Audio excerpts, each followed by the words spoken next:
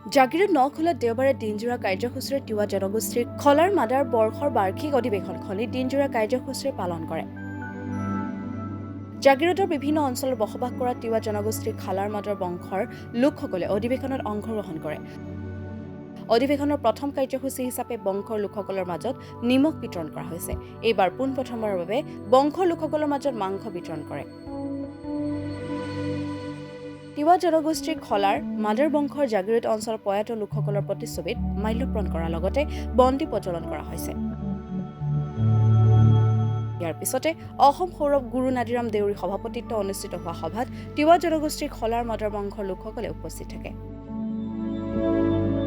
সভাত উপস্থিত থাকি অসমৰ সৌৰভ বঁটা প্ৰাপ্য গুৰু নাদিৰাম দেউৰীয়ে কয় যে তিৱা জনগোষ্ঠীৰ খলাৰ আৰু মাদাৰ বংশৰ লোকসকলক সকলো ফালৰ পৰা সহায় সহযোগিতা আগবঢ়াই নিবৰ বাবে প্ৰচেষ্টা কৰা হৈছে। জাগিৰোড নখোলা গাঁৱত খলাৰ মাদাৰ বংশৰ আজি অধিৱেশনৰ আজি আমি ইয়াতে খলাৰ মাদাৰ বংশৰ আমি সকলো পৰিয়ালে আমি ইয়াতে অনুষ্ঠিত হৈছোঁ। আমি বছৰত আমি পূৰ্বপুৰুষৰ পৰাই আমি এনেধৰণৰ আমি খলাৰ মাদাৰ বংশই আমি একগোট হওঁ। একগোট হৈ ইয়াতে আমি সকলোৱে লগ লাগি আমাৰ ভাই ককাই মা ভনী আমি নিমখ ভোগোৱা আমি পৰ্ব কৰোঁ। তাৰ লগতে আমি এইবাৰ আমি মাংসৰো আমি ভোগৰ এটা ব্যৱস্থা কৰিছোঁ। তাৰ লগতে আমি পূৰ্বপুৰুষৰ যিটো আমাৰ নিয়ম চলি আহিছে, আমাৰ পূৰ্বপুৰুষৰ সকলক আমি আজি ফটোত আমি মাল্যবান কৰোঁ।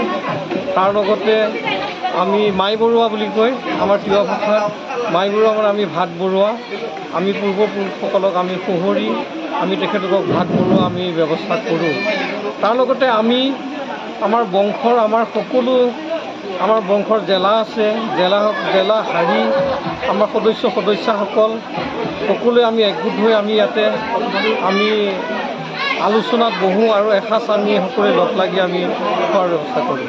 আপোনালোকৰ লক্ষ্য আৰু উদ্দেশ্য হৈছে আমাৰ এটিয়ে, যিটো আমি আমাৰ তিৱাসকলৰ আমাৰ যিটো আমাৰ খলাৰ মাদাৰ বংশৰ আমি যাতে এই পৰিয়ালটো আমি কোনো যাতে অসুবিধা নোহোৱাকৈ আমি যিকোনো ক্ষেত্ৰত আমি বিয়া বাৰুৰ পৰা ধৰি আমি সকাম নিকাম মৰা মৃত্যু এইবিলাকত যাতে আমি কোনো আমি অসুবিধা নপৰে আমাৰ বংশৰ মানুহসকল তিৱাসকল আমি তাৰ কাৰণে আমি আলোচনা মৰ্মে আমি আজিলৈকে আমি কাম কৰি আহিছোঁ আৰু আগলৈকেও আমি আগবাঢ়ি যাম বুলি আমি আশা ৰাখিছোঁ। অনুষ্ঠান আমি কৰিছোঁ যিহেতু আমাৰ তিৱাসকলৰ আমাৰ তিৱা খলাৰ মাদাৰ বংশৰ আমাৰ পৰিয়ালৰ যদি আমাৰ ছাত্ৰ ছাত্ৰী কোনোবা পাছ কৰিছে ভালকৈ, কোনোবা যদি চাকৰি পাইছে, APSC পাইছে, SCS পাইছে, আমি সেইসকলক আমি সম্বৰ্ধনা জনোৱাৰ আমি এটা পৰ্ব আমি এইবাৰৰ পৰা আমি আৰম্ভ কৰিছোঁ।